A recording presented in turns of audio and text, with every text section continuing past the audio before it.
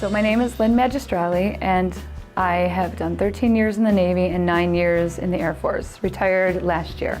A lot of struggles took place and pay stopped completely.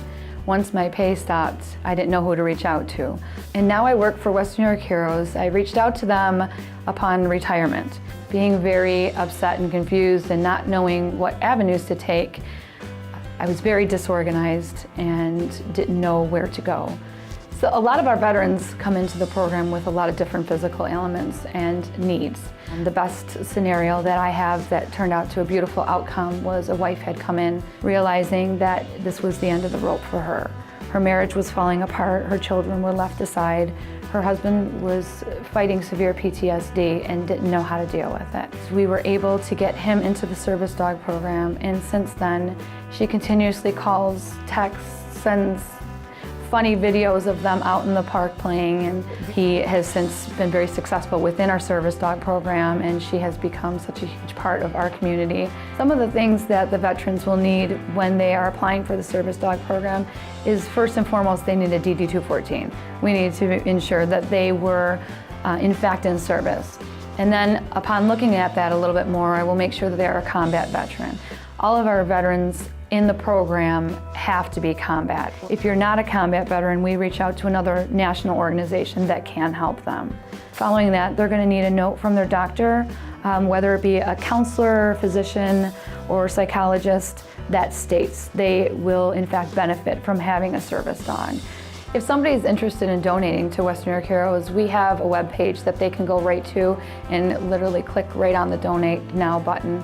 And on that website, they can also specifically put if they want a program for it to go to. So if they want it to go to the Pawsitive program, they can just simply write that right on the page. I do have a service dog.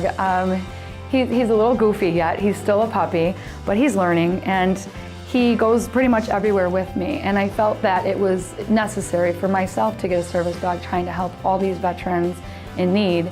And here I am thinking, how am I going to help them if I can't go through the process myself and learn the process as well? You know, I came in contact with Western New York Heroes probably 3 or 4 months ago. I talked with Chris Krieger on the phone.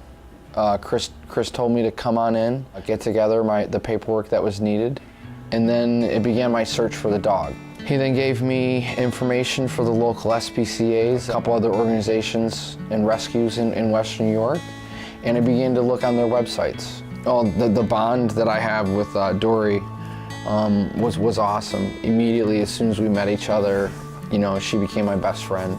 We started working right away on just like throwing the ball together, and started working on just simple sitting and staying.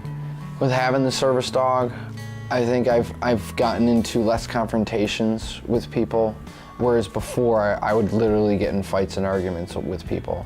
Everyone runs into people that are having a bad day, and it's just sometimes a Veterans Day is a little different, a little more harder. And when you have a service dog, you know, there's fun, there's some good times.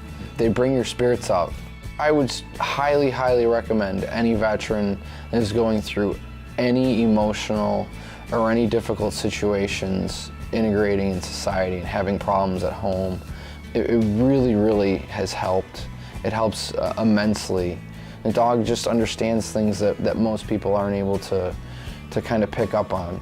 There's the hidden scars, you know, from being in some real serious heavy combat, and people don't realize that the smell of the bus driving by reminds me of, you know, sitting in a Humvee, you know, over in the middle of Afghanistan or Iraq, and where that takes me in my mindset.